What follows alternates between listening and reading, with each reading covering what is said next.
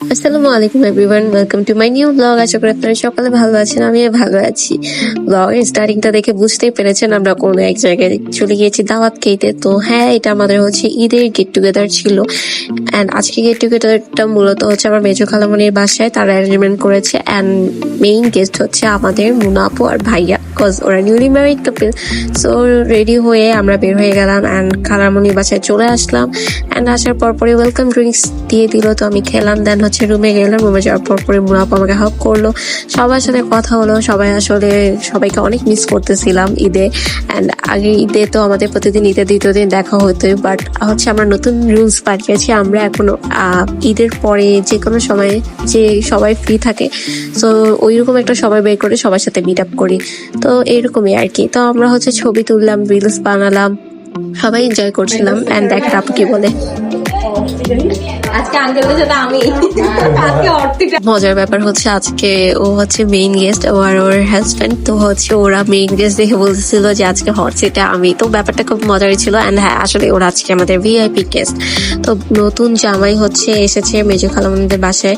তো আমাদের সবাই দাওয়াত ছিল, আমরা অনেক এনজয় করছিলাম। তো সবাইকে খাবার সার্ভ করে দিচ্ছিল আমার খালামণিরা, তারপর ওরা সবাই খাচ্ছিল। অ্যান্ড ভাইয়ার আপুকে কেমন লাগছে সবাই অবশ্যই কমেন্ট সেকশনে জানাবেন।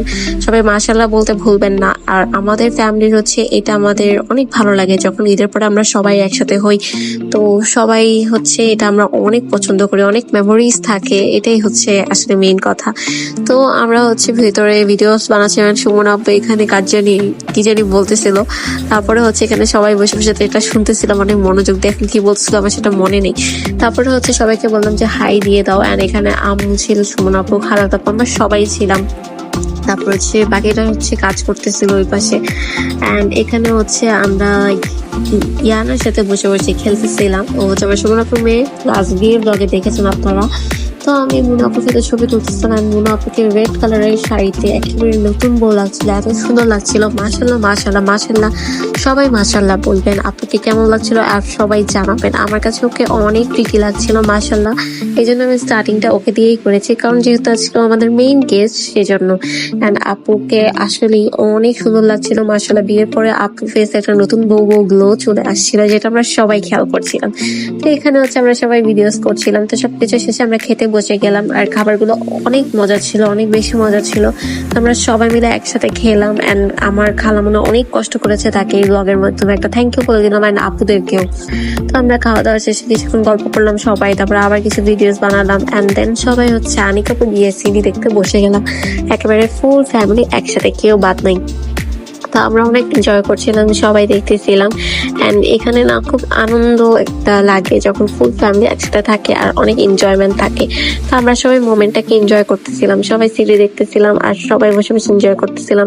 মাঝে মাঝে ভাই আপুর সাথে গল্প হচ্ছিল, খাওয়া দাওয়া হচ্ছিল। তো সব মিলে আমরা বসে বসে সিডি এনজয় করছিলাম। তো এখানে আমার পাশে মাইশা ওরা বসছিল, তো সবাইকে আমি হাই দিয়ে দিতেছিলাম।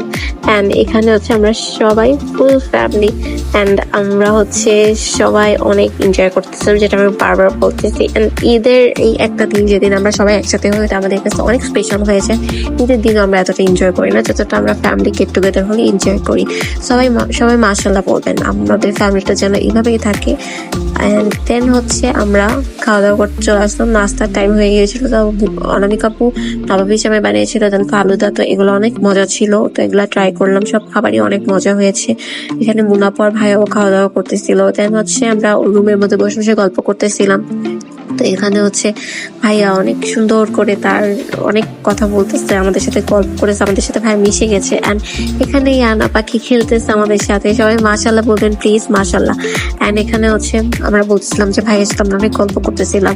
তো যেহেতু বিয়ের পর আজকে আমরা সবাই মিলে একসাথে গল্প করার সুযোগ পেয়েছি, তো আমরা গল্প করতেছি। অ্যান্ড ভাইয়া কথা বলতেছে, মুনাপুকে সুন্দর করে দেখতেছে, মাশাল্লাহ মাশাল্লাহ, কি মনোযোগ দিয়ে দেখতেছে, সবাই মাশাল্লাহ বলবেন।